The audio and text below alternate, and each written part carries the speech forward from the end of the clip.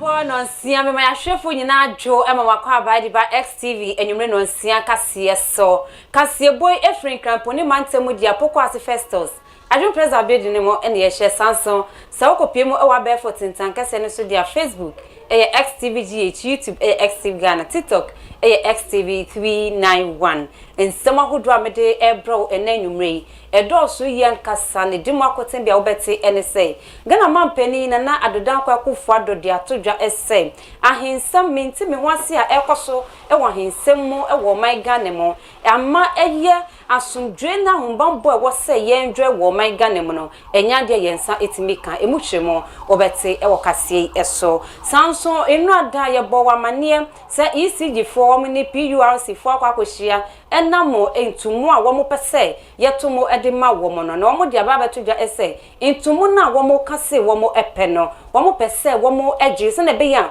wombetimi ama ye better service emuchiremo obeti ewo kase eso na se wokopie mu awamonene nsem nso dia eye Zimbabwe aba betodwa se abrantie bi wakwakotwe obi yere ekowie echi na se wedane nantwi emuchiremo obeti ewo kase eso agudie mu nsem eka ho bia mrepemu menu abema Michael Foriata edibe bro ni nyina ya boni nyina beden ti kam ye ho fiti December akopem se nonsia bebo apemo ya dikase a emu ohwema kasa ene di ebro Obaapa Mavis Akosua Atteh eni midi mi twa me ho sima me ba dikase boy emu chichima kasa ebemo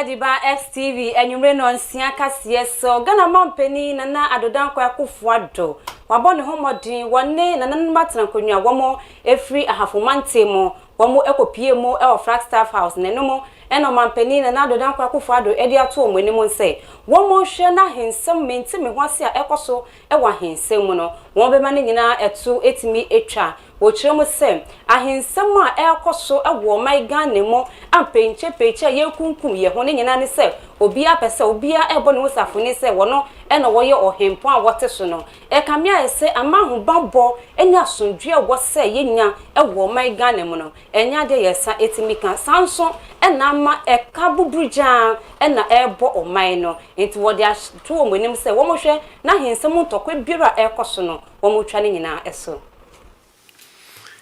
ene to be aya ebahu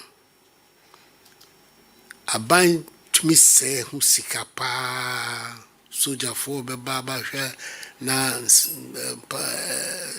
ntokwansi security measures that have to be taken, extra measures that have to be taken to be baba famoso as se bebia have for regional house, all the regional houses of chiefs. Se boboso to me kasika aban to me say what chieftaincy disputes for Ghana, apart from the issue of public disturbance. Yaweko security meetings every day. Half of the meetings is devoted to chieftaincy matters. And there you say, openyi bi ewu ha de be abehwa ekrom ho mema na timu mienu fagina ha ntokwa kasa mojahwie niema bebre nti misramo aban say na se okwan bi wo ho a ebetumi aye ema nti ase aye adwuma ewa hindie no ho a misramo se kwafo ye musususu no munye bi ene na omampani na adodan kwa kufu ado wakasa wie pepepe president awono eneda ahafo regional house of chiefs ano eye nana ansa edubedu a wotoso mienu wono so ede adesede de ama eye omampani na adodan kwa kufu ado ese wonhwe no wonfa mpuntunyuma enfamre omo ewa hafo mantem. The following roles, Mr. President, seriously need your kind attention. They are: 1, Hwidiem Kenyasi Road; 2, Yamfo Boma to Tepa Road; Bediako Kasapin Road; Sankore Abuom Road; Gosu Town Roads; Hwidiem Town Roads; Yamfo Town Roads; Kwapon and Sankore Town Roads; Bechem town roads, and Kenyasi town roads.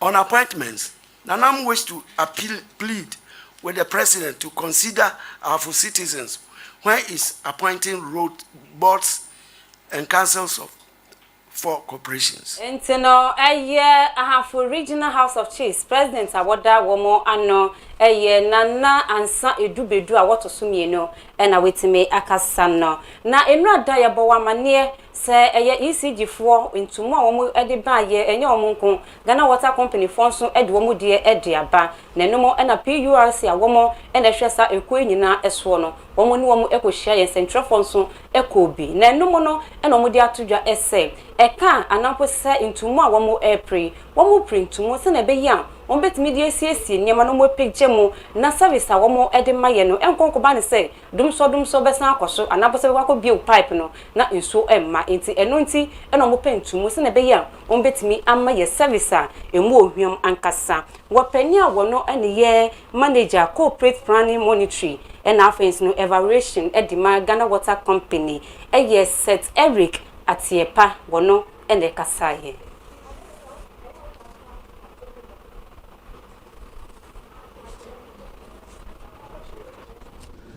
We are managing with.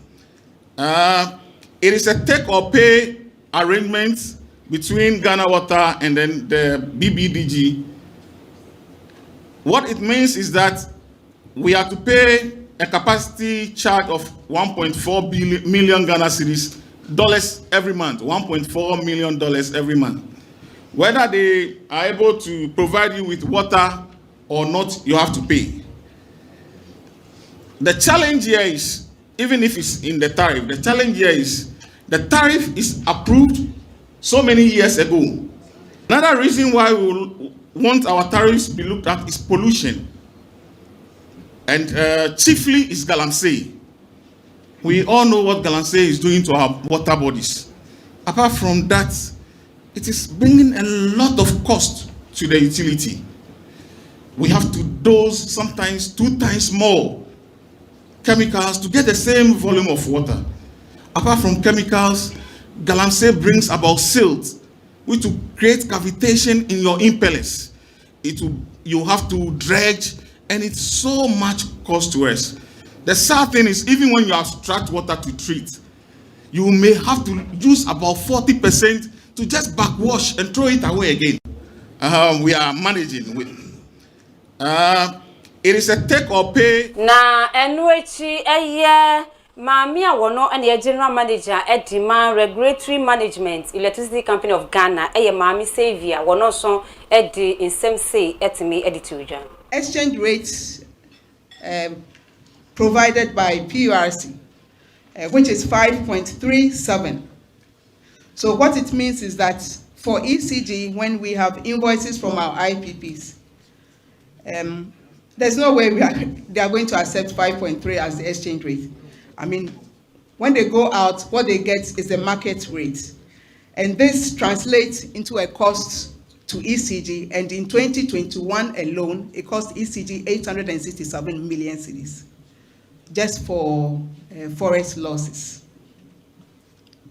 Another external factor impacting on ECG's operations is world market prices of metal. ECG also is faced with a challenge of unrecovered generation costs. As you all know, we have signed some PPAs, and some of the PPAs prices are not fully reflected in the tariff.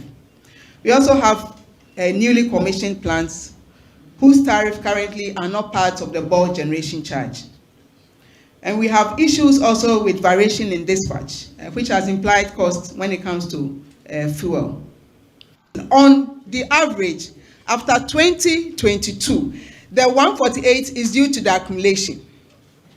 Now, after 2022, from 23 to 26, it's just an average of 7.6. It's just an average of 7.6. So if this tariff is approved by PURC, this country is not going to see ECG propose anything above 10% year on year. We are saying that if the Commission approves our tariff, we have a plan. We know that there's a lot expected from us. We hope to reduce our debt to sales ratio to 20%. We hope to be able to also increase other incomes by 10%. We will also meet the PRC collection target of 98%. In terms of operational excellence, we ensure that all projects would be at least 95% executed on time. System losses would want to improve and be more efficient when it comes to losses, and therefore we'll be working towards meeting the targets that will be set by the regulator for the 5-year period. Exchange rates provided by PURC, which is 5.37. So what it means is that for ECG, when we have invoices from our IPPs, there's no way they are going to accept 5.3 as the exchange rate. I mean, when they go out, what they get is the market rate. And this translates into a cost to ECG, and in 2021 alone, it cost ECG 867 million cedis just for forex loss. And no Xavier wono ekasa wie pepe Bembuachi wono executive director wada Africa Center for Energy Policy ano wono so ekansem say editor so presentation. I think things are worse than I actually thought. And the demands really, there is no way they can pass on what they are demanding to the consumers, because we're seeing a lot of inefficiencies. I mean, for ECG, for example, their inefficiency has grown to about 29% year on, from 26 previous years to 29. And they contrast that with an appreciable investment, almost $600 million investment since 2018. So the fundamental question is, how are we optimizing that investment? Is the investment yielding efficiency and enabling them to really do what they are supposed to do? So those are the issues that PRC will have to interrogate and ensure that we don't continue to pass on the inefficiency to the consumer. There are bigger conversations around how do they sell power and recover the money, you know, that we couldn't really get into. Some of the technical issues, how the power losses actually happen, the commercial losses actually happen. And they would have to have a way around that to be able to reduce the losses. Presentation, I think things are... In Central for any wapeni kofi kapi to our no and EDA Consumer Protection Agency ano wono so e can say etwaso. Somebody is not doing their job. I'm not against probably maybe some increase, but Ghana Water saying 330 something percent increase. The question I'm asking is, I don't think Ghanaians are very, very ready and happy with such a huge increase. Look, Ghana Water, for crying out loud, because of some of their inefficiencies, now every house either has a borehole, has a water tank, or has some gallons sitting somewhere to store water. Why do I have to do that? Because water should be flowing and not to be interrupted. So Ghana Water, then they claim that, galamsey has also affected. The question is, I mean, if a thief is coming to my house and I don't do anything to prevent the thief, for the thief to come to my house and steal my products, why do I have to complain? So to me, it is their own responsibility. They saw the galamsey issue coming. What effort did they put in so that it will not affect their so in run na ECG for womo NPRC and offense no one bia womo eka eye enyama hodin na offense no inso womo edi ho kinkima no womo ekohia in Central for kan we be no de fie mu baye no eno no na eda no duada ye baye ye sorry ya ofa ka na osan so ekofia driver for shenka for say ya too fair mu abrekon ya anti ho hwe ya anti announcement bia so ye ba be too fair mu every say ne ye de to so ye sorry ya yo say o ma too fair mu na eno incline hapati e na sa de koso a che se enye asem ketoa na wosofo abedi akira wono e na hwe akwantepon ho nsem so eyo nuonyam ni ahasa tampuli wono e de nsem bia ba beto wo chemu say sa sika na driver for no eje na nsen ya fiti edweda omo chance omo say 20% omo sanso e dia to e hyentu abo no mu no wasi e illegal e unlawful enimremu na wasi se every biara ye nyina ye nim se edru se omo beto e hyentu abo no mu a wo ni wo nyina etena se edwune ho ehwe fango ne bo e na afezo omo hwe ahia e wasi ye de to so anse na omo dia to so wo ni to me bia so omo sorry waka omo ka say omo ato e hyentu ade no mu omo ato wasi e unlawful ye nkohwe. We have a long-standing arrangement with the transport operators, depending on the movement of price of petroleum products, and then also other considerations. We have a situation where we meet the transport operators, and together we put the numbers up, and we'll look at it. If the prices have gone beyond 10% since the last time prices were announced, then we'll look at the quantum of increase. Then we are able to make a determination as to what quantum of increase lorry fares should go.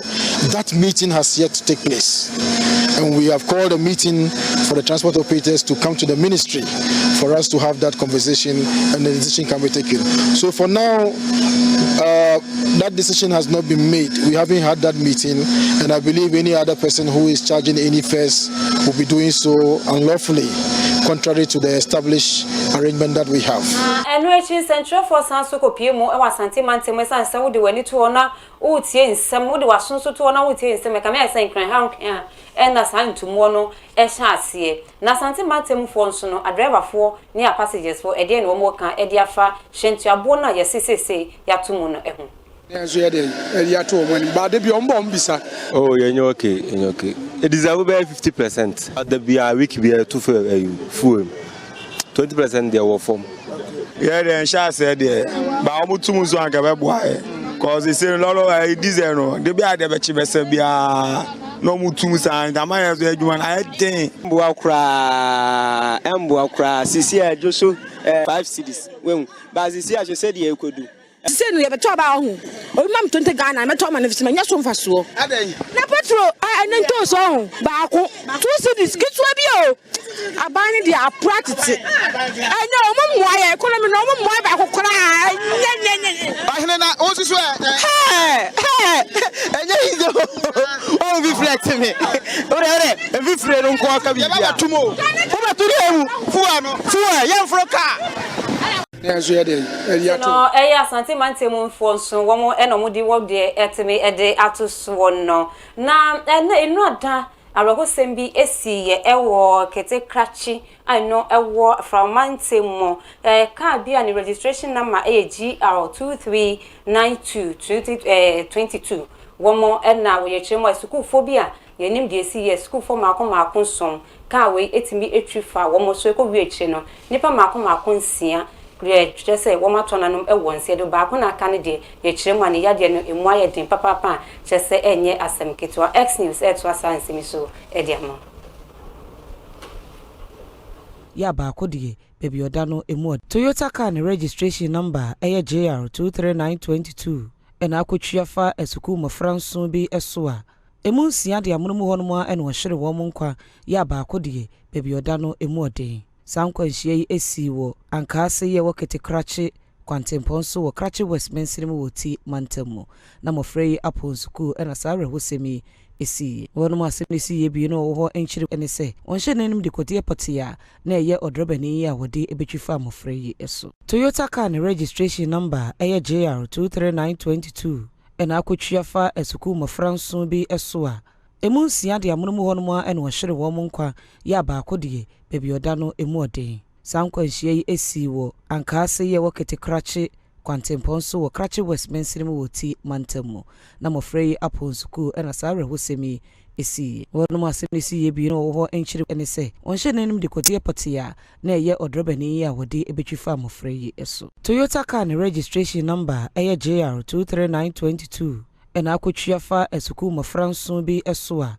emu nsia de amono mu hɔ no mu ɛna ɔhyere wɔn nkwa yɛ abaako deɛ baabi ɔda no emu ɔden sankwanhyia yi esi wɔ ankaase yɛ wɔ ketekrache kwantempɔn so wɔ krache no arahosɛm esi yɛ ɛwɔ ketekrache ɛhɔ ɛna yɛde abrɛwɔ no na yɛato akaseɛ no so deɛ yɛmfa wɔn kɔpie mu ɛwɔ amanone bia yɛde wɔn kɔ akɔpie mu ɛyɛ Zimbabwe na Zimbabwe na no eye ex kasie ye na mabefo tintan kese no so ene ye ni ekobo sanfoni so ayese debi foni we de ye de bre ahwefo a woni beji papa nti wo se ye mawo so ehwebi de ekoso wa befo tintan kese no so de age wo kohwebi nti no ye de bia bre o se bana behwebi ni nyina ene se abrante bi a otmo se se oya abrante ankasa a wesi so na de ekoba ene se wakofa obi yewe ena wakofa no ekowie ekire no yenim de esi ni de ba ye de ekowie ekire na se ni nan mienu wadani na ntwe nan ena afes no wo san so ama no bodua ni pedua fiti ni tre so e de kopem eye ni sre ho de eye nipa ne mo ni nan no ena adani na ntwe nan ena bodua nso esan so ehye ne to ho no ma eye abrehosem na o hwe se na amanfo abehia ne ho a wo mu etwetwetwa e de to social media eye nika yenko ne kohwe